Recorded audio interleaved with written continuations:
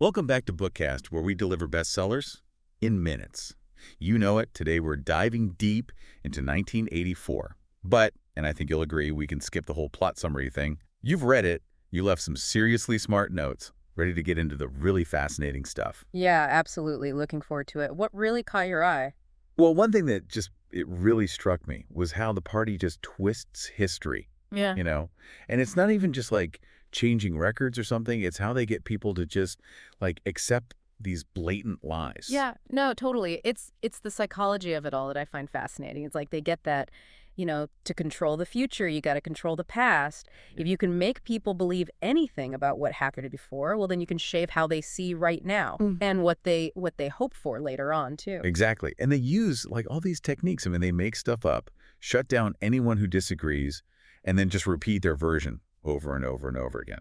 It's brilliant, but also so terrifyingly effective. And they've got like a whole ministry for this. The Ministry of Truth. That's where Winston works. Can you imagine Yeah. clocking in every day to just manufacture lies? It's mind-boggling. You highlighted this quote, who controls the past controls the future. Who controls the present controls the past. What do you make of that? That quote, I mean, it's the whole game right there. It's like a cycle of control. They manipulate the present to, rewrite the past. And then by controlling the past, they're shaping the future. It feeds itself, this system of domination. And it's not just history, right? They mess with language itself, like with Newspeak. They're shrinking the space for like even thinking rebellious thoughts. Oh, for sure. Newspeak, it's so clever and insidious. Simplify the language, get rid of words, and suddenly people can't even express like whole concepts. If you don't have the word for freedom, how do you even rebel against, not having it? That's what's so, I don't know, unsettling. It's like if you take away the tools to think critically, can you really be free? It's a tough question. Right. It makes you think, is something like Newspeak already happening, around us? We see it all the time, this control of language, debates about what's okay to say, censorship, even how algorithms shape like the information we see online. It's all connected.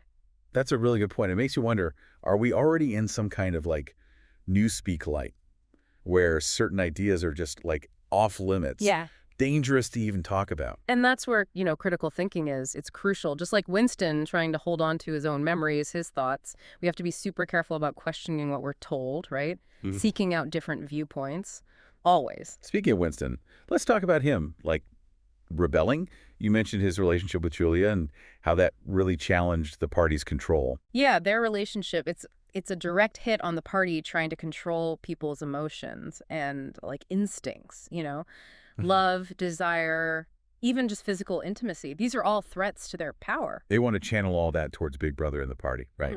No individual attachments, no loyalty except to them. Exactly. So when Winston and Julia fall in love, it's not just personal, it's a political act. They're saying we have the right to feel, to connect, to have something that's outside the party's control. And the way they look for privacy, like renting that room above Mr. Charrington's shop, it feels like defiant.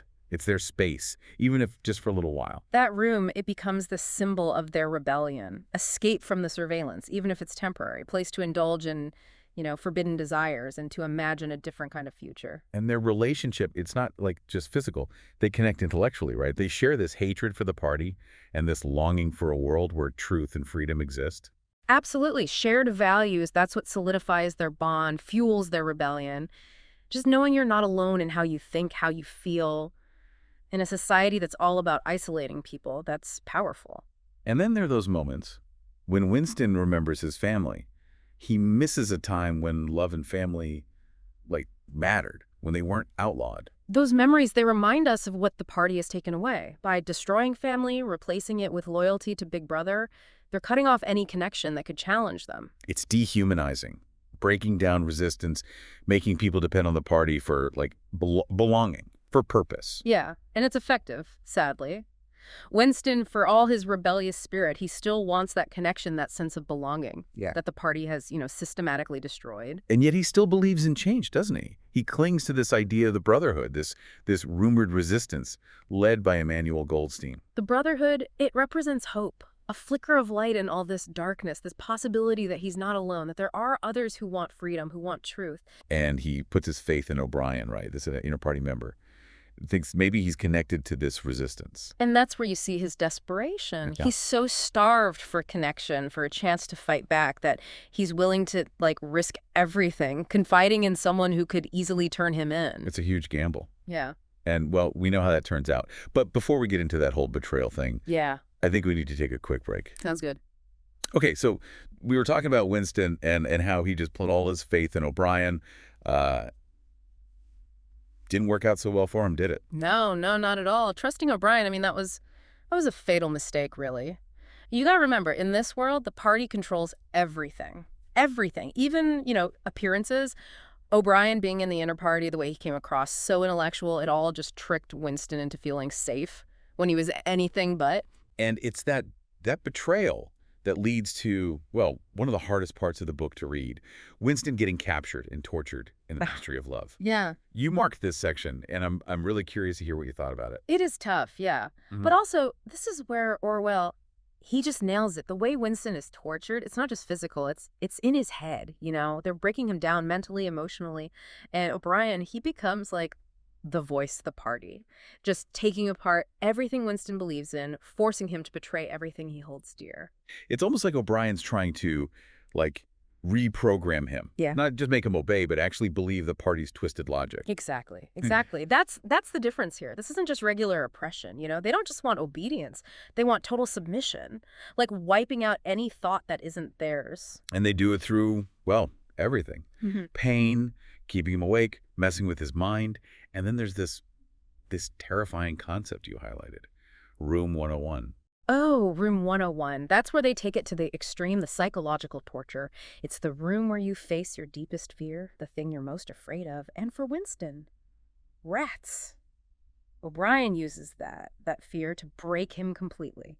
Makes him betray Julia. Makes him embrace Big Brother. Reading about Room 101, it gave me chills. This idea that someone can be so completely broken by their worst fear. It's devastation. It's meant to be. It shows what the party is willing to do, how far they'll go for control. They get that fear. It's the ultimate weapon, and they use it perfectly. It makes you think, what would your Room 101 be? What would they use against you?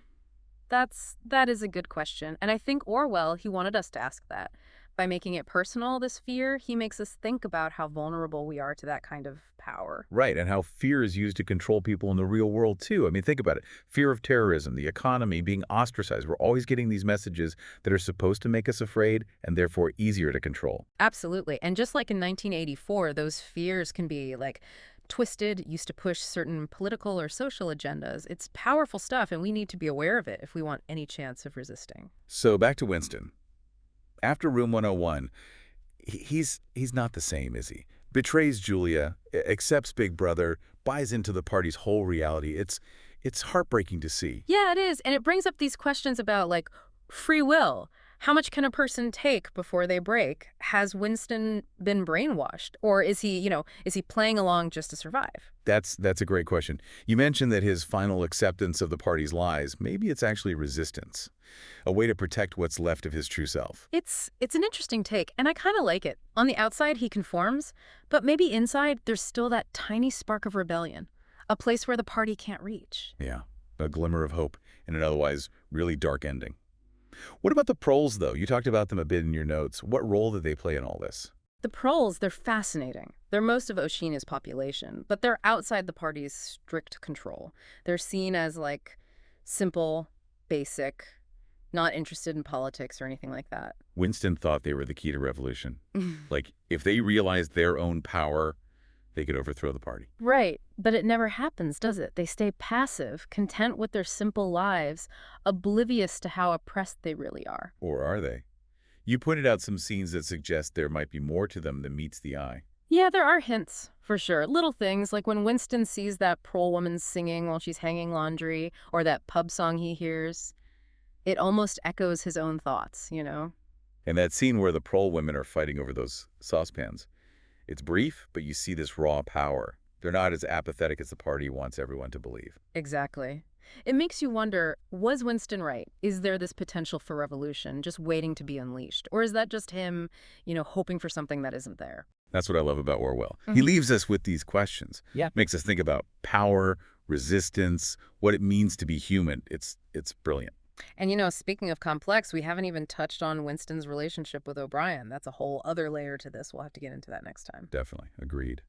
All right, so we're back, wrapping up our deep dive into 1984. Okay. And one thing that just keeps coming up in your notes, it's Winston and O'Brien.